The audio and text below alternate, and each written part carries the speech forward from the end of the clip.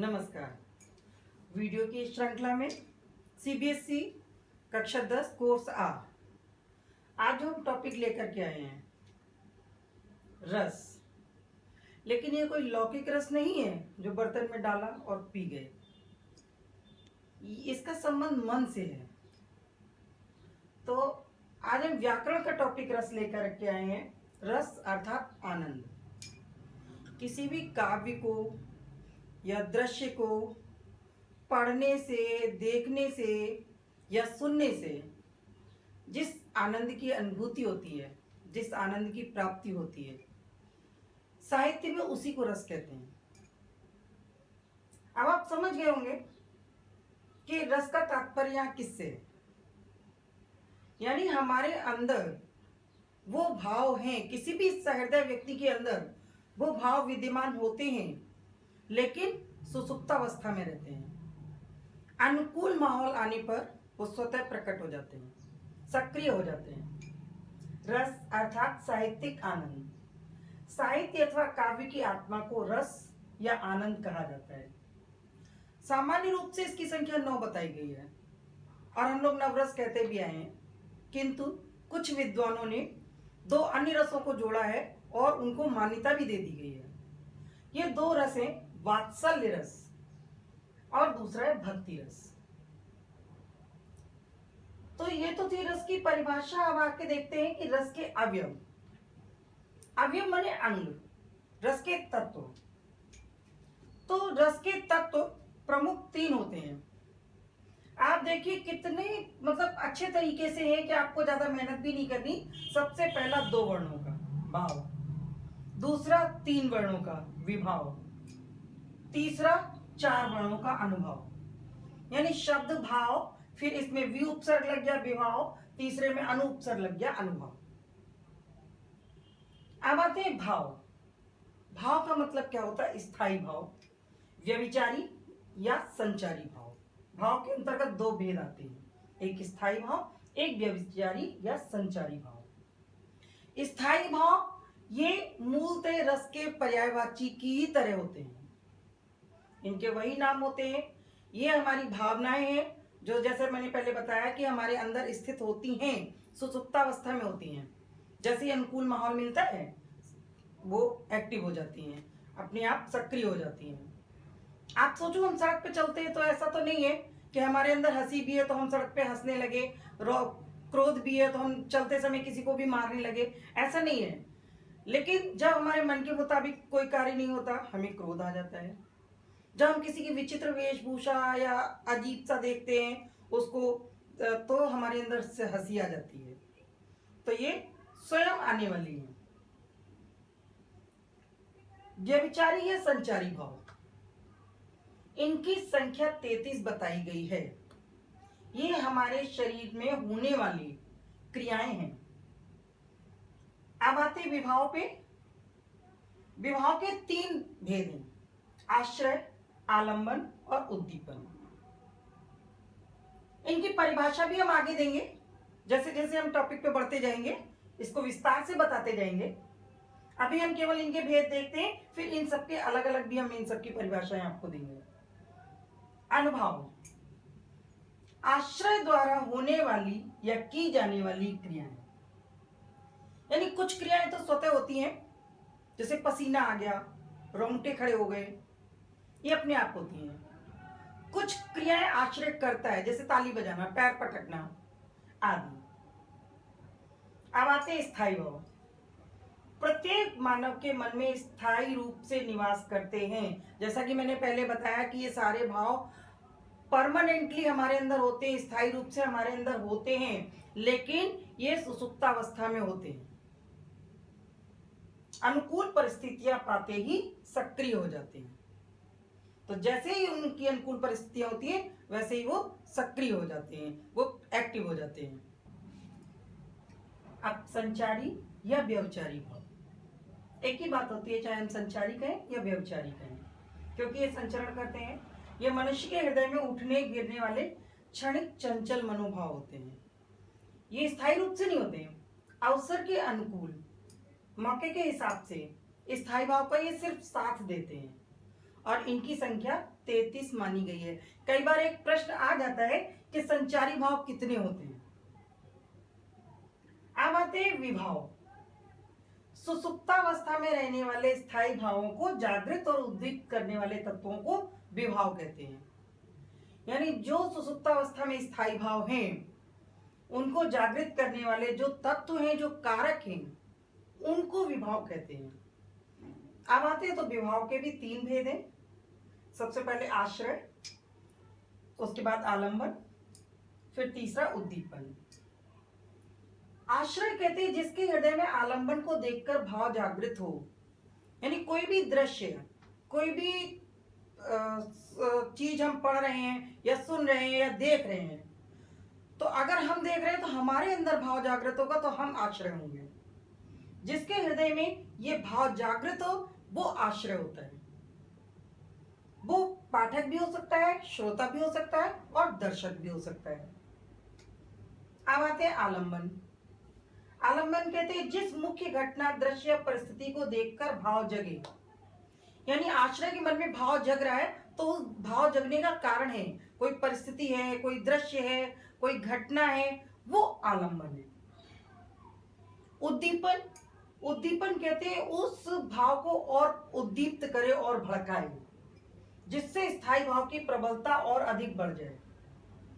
यानी जो हमारे भाव उत्पन्न हुए उन भाव को और अधिक भड़का दे और अधिक प्रबल कर दे और जागृत होने वाले स्थायी भाव को और उद्दीप्त कर दे, उन्हें हम उद्दीपन कहते हैं। तो ये तो थे विभाव के 3 अंग। अनुभाव, अनुभाव कहते हैं आश्रय के द्वारा की जाने वाली चेष्टाओं को या क्रियाओं को अनुभाव कहते हैं। तो आश्रय की क्रियाओं को अनुभाव कहा जाता है, जो कि कुछ स्वतः होती है और कुछ की जाती हैं। अब स्वतः होने वाली जैसे पसीना आना, रोंगटे खड़े हो जाना, ये स्वतः है। की जाने वाली कुछ चेष्टाएं होती हैं जैसे चिल्लाना, ताली बजाना, पैर पटकना आदि। तो ये तो थे अनुभाव। अब ये भाव, विभाव, अनुभव, ये तत्व हो गए उसके। अब आते हैं स्थायी भाव और रस। स्थायी भाव सबसे पहले श्रृंगार रस को रखते हैं। क्यों? क्योंकि इसे रसराज भी कहा जाता है। रति, रति का मतलब होता है प्रेम। रति, श्रृंगार। एक चीज और ध्यान देने की बात है, श्रृंगार की स्पेलिंग, इसकी वर्तनी की शुद्धता, क्योंकि बहुत लोग इसको गलत लिखते हैं। श्रृंगार में केवल री से ऋषि वाली मात्रा आती है, ऐसे वाली लाइन नहीं आती। उसके बाद आता है उत्साह, रस है वीर। स्थायी भाव हास, रस है हास्य। स्थायी भाव शोक, रस है करुण। स्थायी भाव क्रोध या अमर्ष, रस है रौद्र। स्थायी भाव भय, रस है भयानक। फिर से इधर 7वें नंबर पे स्थायी भाव जुगुप्सा या घृणा, रस वीभत्स। स्थायी भाव विस्मय, आश्चर्य, रस अद्भुत। स्थायी भाव निर्वेद, शम, वैराग्य, रस शांत। स्थायी भाव संतति रति, रस वात्सल्य। स्थायी भाव भगवत ईश्वर रति, रस भक्ति। ये 11 रस और उनके स्थायी भाव थे। तो अब आते हैं रस की परिभाषा और उदाहरण पे। तो सबसे पहले लेते हैं श्रृंगार रस। श्रृंगार सर्वत्र विद्यमान है, सृष्टि के प्रत्येक जीव में होता है। इसे रसराज भी कहते हैं। ऐसा कोई सृष्टि का जीव नहीं है जिसके अंदर प्रेम की उत्पत्ति न हो। इसमें स्त्री पुरुष, नायक नायिका और प्रेमी प्रेमिका, इनके प्रेम को श्रृंगार रस कहते हैं। अब श्रृंगार रस के 2 भेद होते हैं, संयोग श्रृंगार, वियोग श्रृंगार। वियोग श्रृंगार को विप्रलंब भी कहते हैं।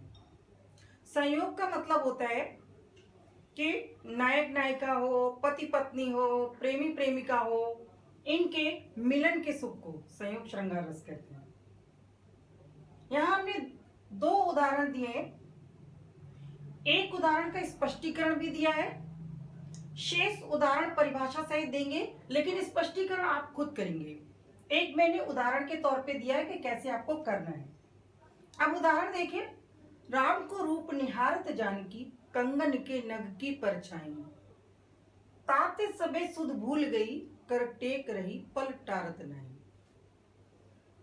अब स्पष्टीकरण देख लीजिए इसका। सबसे पहले स्पष्टीकरण में स्थायी भाव लिखेंगे, रति हो गया। अब आश्रय, आश्रय का मतलब है कि किसके मन में प्रेम उमड़ रहा है देख के।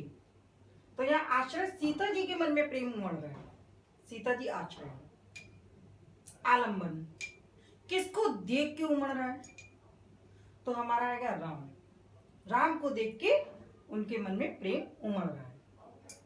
अब उद्दीपन, उद्दीपन है कि ऐसा कौन सा तत्व है जिसके कारण उमड़ रहा है।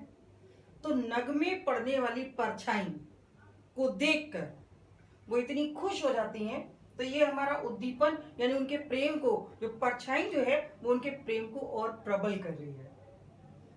अनुभव, अनुभव जैसे मैंने कहा चेष्टाएं, तो अनुभव का मतलब जब उनके अंदर प्रेम उमड़ा तो हर्ष हुआ, मन में खुशी हुई और एक टक देख रही हैं, अपलक देख रही हैं, ये हुआ अनुभव।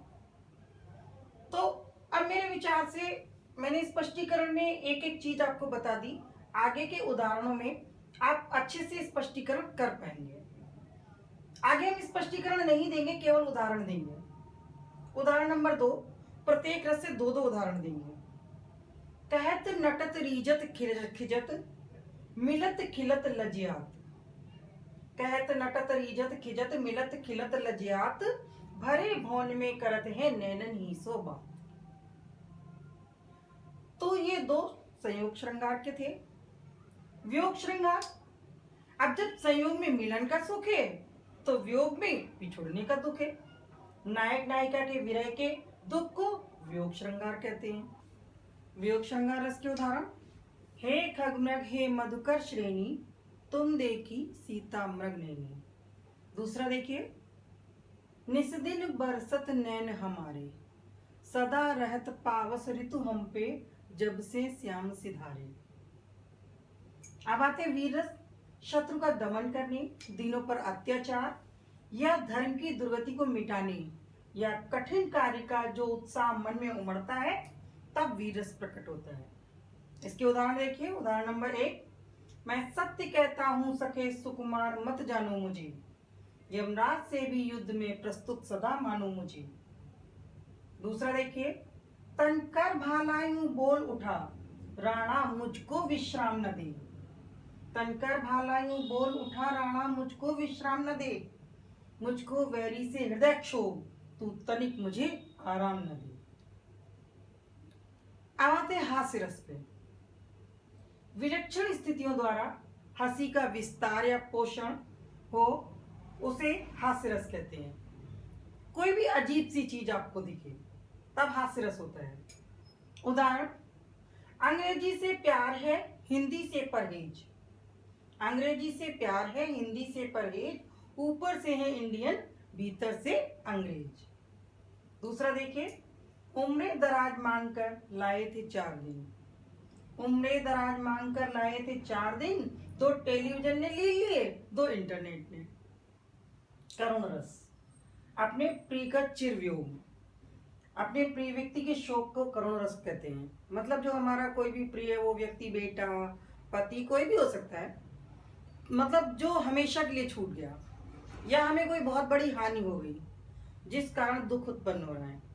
अब यहाँ पे एक चीज और, वियोग श्रृंगार रस का दुख और करुण रस का दुख दोनों अलग अलग है।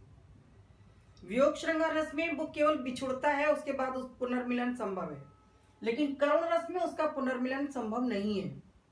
जो अंदर से दुख पीड़ा वेदना होती है उसका वर्णन है।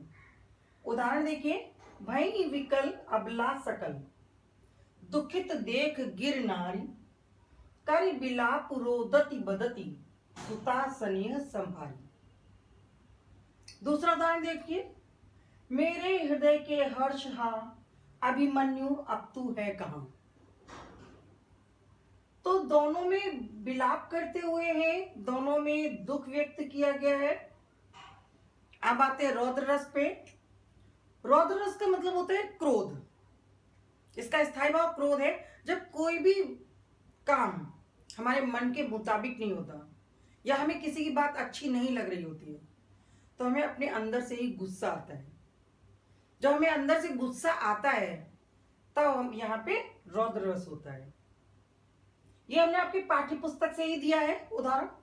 रेंगट बालक काल बस बोलत तो ही न संभाल, धनु ही संत पुरारी धन विदित सकल संसार।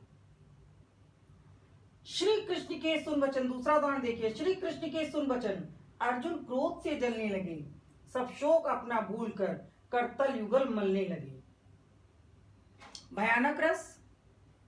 कोई भी ऐसा दृश्य या ऐसी पाठ्य वस्तु या ऐसी चीज सुन के हमारे मन में भय उत्पन्न हो जाए, डर लगने लगे, वहां आपका भयानक रस होता है। जिस दृश्य श्रव्य पढ़ने वाले साहित्य या काव्य से भय उत्पन्न हो वह भयानक रस होता है। इसका उदाहरण देखिए। पहला उदाहरण, एक ओर अजगरें लकी एक ओर मृगराय। एक ओर अजगरें लक एक ओर मृगराय, विकल बटोही बीच ही पर्यो मूर्छा खाए। भयानक रस का दूसरा उदाहरण, उस कंपित शंकित सेना पर कपिनाहट की मार पड़ी, त्राहि त्राहि शिव त्राहि त्राहि की चारों ओर पुकार पड़ी। अब आते विभत्स रस। जब किसी घटना या दृश्य को देखकर मन में घृणा उत्पन्न हो जाए। कई बार ऐसी दुर्घटनाओं के दृश्य होते हैं कि शव क्षत विक्षत हो गया, उसे कौवे खींच रहे हैं, कुत्ते खींच रहे हैं, मांस नोच नोच के खा रहे हैं। इस तरह के जब दृश्य हम सुनते हैं या पढ़ते हैं तो मन में जो घृणा का भाव उत्पन्न होता है, ऐसे उल्टी सी आती घिन का भाव उत्पन्न होता है, उसे विभत्स रस कहते हैं।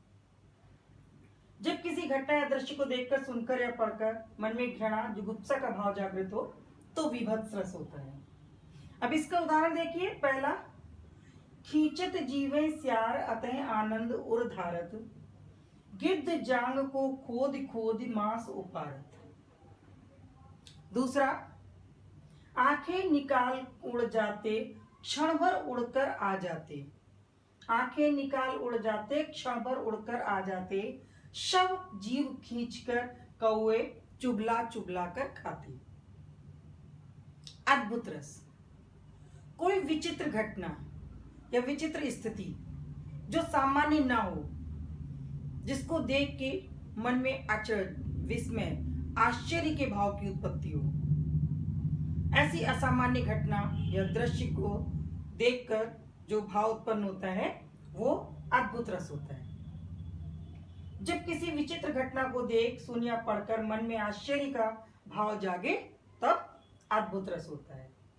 जैसे पहला उदाहरण देखिए। देख यशोदा शिशु के मुख में सकल विश्व की माया। देख यशोदा शिशु के मुख में सकल विश्व की माया, क्षण भर को वह बनी अचेतन, हिल न सकी कोमल काया। दूसरा उदाहरण देखिए। बिनु पद चले सुने बिनु काना, कर बिनु कर्म करे विधि नाना, आनन रहित सकल रस भोगी, बिनु बानी बक्ता बन जोगी। शांत रस। जब व्यक्ति सांसारिक मोह माया के बंधन से मुक्त हो जाता है, इन सबसे ऊपर उठ जाता है और उसके अंदर वैराग्य उत्पन्न हो जाता है, संसार से विरक्ति हो जाती है, तब शांत रस होता है। कि जब व्यक्ति मोह माया के बंधन से मुक्त हो जाए और उसके अंदर वैराग्य उत्पन्न हो जाए तब शांत रस होता है। उदाहरण पहला देखिए। जब मैं था तब हरि नहीं, अब हरि है मैं नाही, सब अंधियारा मिट गया जब दीपक देखा माही। यहाँ मैं का तात्पर्य अहंकार से है, घमंड से है। दूसरा देखिए। माली आवत देख के कलियन करी पुकार, फूले फूले चुन लई काल हमारी बार। वात्सल्य रस। जब किसी बच्चे की स्वाभाविक बाल सुलभ क्रीड़ाएं देखते हैं, उसकी अटखेलियां देखते हैं, तब उनको देखकर जो उसके प्रति प्रेम उमड़ता है, जो दुलार जागता है, वही वात्सल्य रस है। तो जब किसी बच्चे की बाल सुलभ क्रियाएं देखकर उसके प्रति दुलार प्रेम उत्पन्न हो तब वात्सल्य रस होता है। उदाहरण पहला देखिए, किलकत कान गुटुरवन आवत। दूसरा आपकी पाठ्य पुस्तक से है, तुम्हारी दंतुरित मुस्कान मृतक में भी डाल देगी जान। भक्ति रस, जब प्रेम की पराकाष्ठा हो जाती है और उसमें समर्पण भी मिल जाता है, तब व्यक्ति जो है भक्ति की स्थिति में पहुंच जाता है, ईश्वर की आराधना करने लगता है। वो क्षण, वो अवस्था भक्ति रस कहलाती है। जब व्यक्ति ईश्वर की आराधना करता है तब ईश्वर के प्रति उसका प्रेम भक्ति रस कहलाता है। उदाहरण मैंने दोनों मीराबाई के दिए यहाँ पे। पायो जी मैंने राम रतन धन पायो, पहला। दूसरा, मेरे तो गिरधर गोपाल दूसरो न कोई, जाके सिर मोर मुकुट मेरो पति सोई। एक बात और, ये रस का विवरण मैंने दिया, मैंने आपको उतना ही विवरण दिया है जितने विवरण की आपको आवश्यकता है। अनावश्यक विवरण नहीं दिया। पुस्तकों में कई बार काफी विवरण होता है और मैंने एक उदाहरण का स्पष्टीकरण भी दिया है ताकि आपको समझ में आ जाए। बाकी के स्पष्टीकरण आप उसके आधार पर स्वयं कर सकें। अगर आप इतना विवरण बहुत अच्छे से पढ़ लेंगे तो आपको रस का पूरा कॉन्सेप्ट बहुत अच्छे से क्लियर हो जाएगा। 4 नंबर के एक नंबर के 4 प्रश्न आते हैं और अगर आपने अच्छे से पढ़ लिया तो आपके ये 4 नंबर पूरे हैं, पक्के हैं। अब एक बात और, अगर आपको हमारा ये विवरण अच्छा लगा हो, व्याख्या अच्छी लगी हो, तो एक बार इस वीडियो को लाइक करें, शेयर करें और सब्सक्राइब जरूर करें ताकि आपको आगे के नोटिफिकेशन तुरंत मिल सके। धन्यवाद।